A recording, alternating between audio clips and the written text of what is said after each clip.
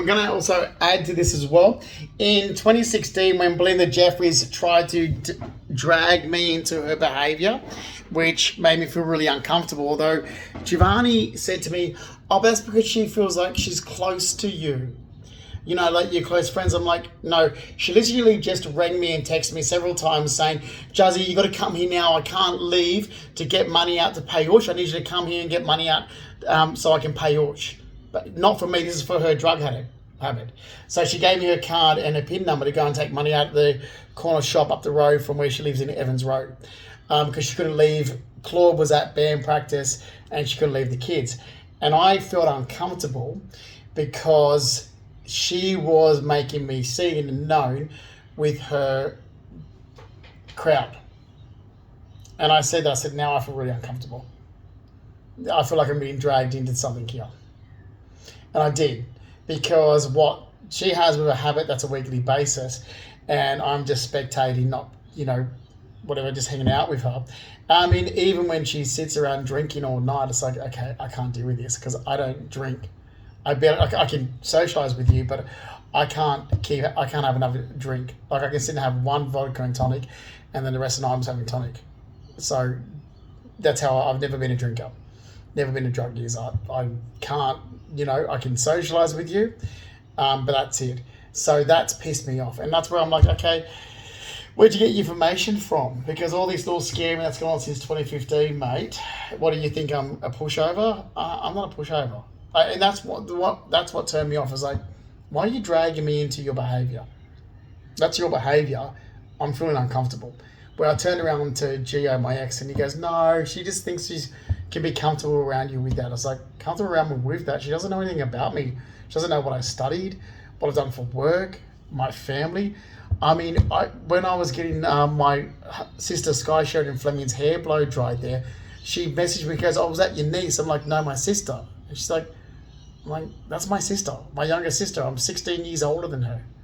So I'm like, I don't know. I feel so uncomfortable being put in that situation when if she was a friend, she would surely know that I've studied art, studied design, was a VIP host. That's what, because she always kept looking at, Juzzy, all this stuff. Like, it's like, yeah, I've got BMW, I've got savings, I've got great furniture, assets, belongings, clothing.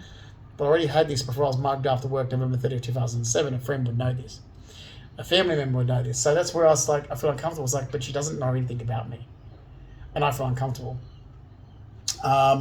So the other thing as well, when I was saying, and trying to get information from someone, it's like, I'm sorry. Like, I made a comment about Gary Williams, which is my nan's cousin, who living in Bondi, and that just raised all these red flags. I'm like, but Gary Williams he's from Bellevue Hill. When he sold his grandmother's house, Annie Williams, he's lived his life out in Bondi because he's from the area, the eastern suburbs. That's where Nan's mother's side's family's from. So my Nan's grandmother's sisters, that's where my Nan's grandmother's sisters are from. That's where, yeah. I mean, besides Julia Sayer, which is Nan's grandmother, dying in Leichhardt in the house there, Nan used to go to Bellevue Hill to visit her great-grandmother Bridget and her grandmother Julia. And Julia's sisters, May and Annie, lived in Bellevue Hill. I made this comment and suddenly I'm getting attacked. I was like, but that's true. Family facts. I'm sorry that you don't like that, but it's true family facts. You think that I'm from the country. I'm not from the country. And also some other idiots think I grew up on a farm. I didn't grow up on a farm.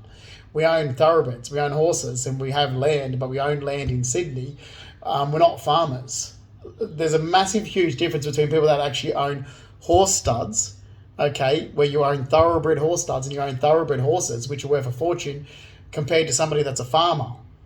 They are two very completely different types of people. Like, these idiots are so stupid. It's like, how can you think I had a farm when we don't have a farm? We have land. We have horses, but we had land and horses in Sydney. We own thoroughbreds. We show thoroughbreds. Yeah. And we had horses in Sydney. So this is the problem. So I'm looking at these people going, if you think I'm from a farm, then you don't know me. I have no idea about agriculture at all. I can tell you about how to compete in the competition to a thoroughbred. Sure. I mean, I retired back in 2004, so 20 years ago. But sure, I couldn't tell you about racing because racing's my grandfather. So yeah, my great grandfather was a jockey. There's racing horses and there's pacers and trotters. So different types of racings. Yeah, if they were alive, they could tell you about that. I can tell you about the question. I'm a bit dumb. You can see I'm really pissed off the last 9 years, and it doesn't take much to have all these verified. But I'm there sitting back for 9 years, and I'm there even telling my family, guys, I'm getting lied about.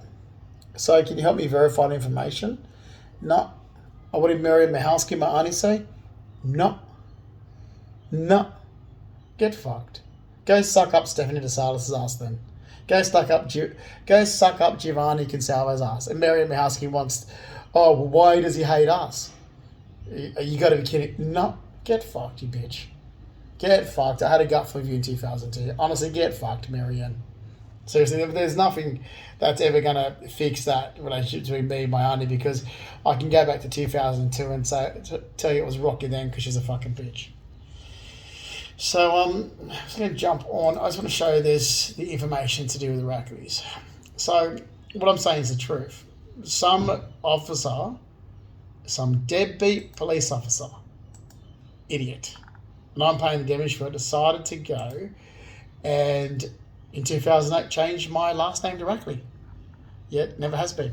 Anyway, I'm not going to go for it all. There we go, correspondence. So here's, you can see that. Amy Scott. There we go.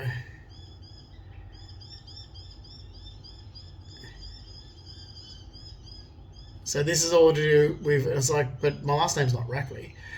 So someone obviously must have, for affiliation, just gone into the system, and that's, it's like, well, that's illegal. You don't just get to go and go, oh, hang on, I know that guy's mother or that guy's stepfather, but they must have thought my stepfather was my father, and I'm just going to go and change his name and put this down. So I'm like, sorry, but you can't do that. I mean, since when do we let police break the law? And that's what's going on. So there's that part. What are the damage? Damaged my reputation.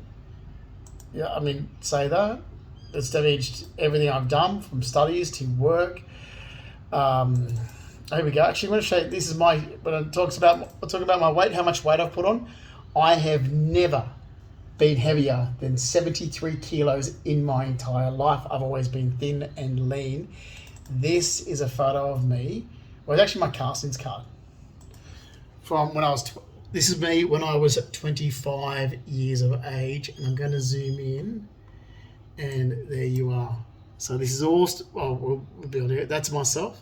People who knew me back then, my waist, my chest, height, the age, size, 69 kilos, my weight. That's me at, that's myself there. You can see dark skin when I'm healthy. That is myself at 25 years of age. Here's myself 20 years later. I look like shit, thanks to what these people did in the last 9 years. So yeah, you can see myself there, 25 years of age. There we go. When I was modelling and acting, and myself now. That shows. So it's like, well, what did you damage? Well, like that. Well, how did it damage your life? Here, look at me. Have a good fucking look. How did it damage my life, you assholes? Have a look. Because I'm a walking canvas of how you damaged my goddamn fucking life. I'm just going to grab, I've got here, save, TAFE. I'm going to try and, wherever I put my study stuff, design, and okay. We've designed a wearable object. I'm going to say this.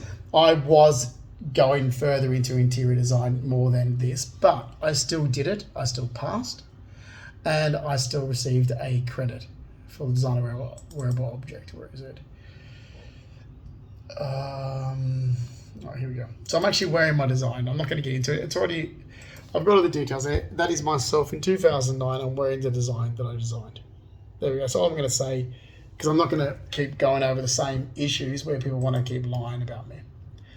As for going to events in relation to that, yeah, I did. There's me in 2013. Look how thin and happy and I was. So because I studied design and fashion design, I would go to events related to my studies. Well, why wouldn't I? I studied it.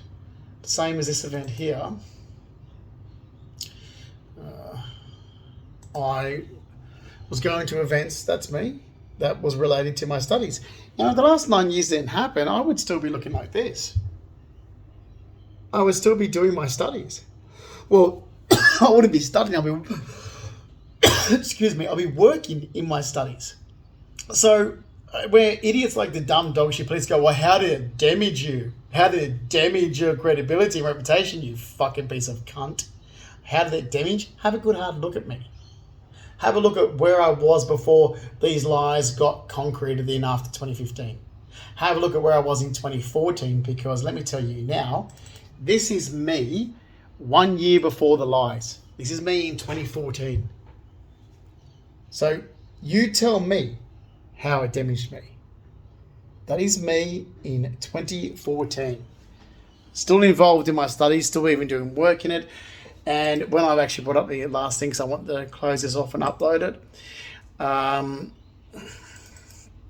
The sofa that I designed for Jamie Wright when she had a shoe shop in Double Bay, I designed this sofa, I didn't make it. I'm not going to repeat myself. My design, I uploaded to the computer system that Steve Hatch and Dimitri had at Chili Pip to be able to create this one-off design. It was only a one-off based off my drawings. That's it. So I did do that. And let me show the rest of them. Hang on, I've got them all here. Look, you can see from different angles. And that's taken in St. Peter's when I worked for Steve. Okay, so I'm not going to just sit back and go, oh, you've lied about me. You've destroyed my credibility. You've tarnished my reputation for 9 years since 2015. And there's nothing I can do about it because Australia doesn't seem to have a great legal system. And what, you think I'm not going to be angry over it? I've got a right to be angry. I've got a really goddamn great right to be reacting the way I am after 9 years of shit since 2015. There's the evidence. Oh, how did it damage you? Look at me. Look what you did. Look where I was before you started lying about me. Or before you tried to cover up further lies with, like you tried to cover up past lies with further lies since 2015. Look what you did.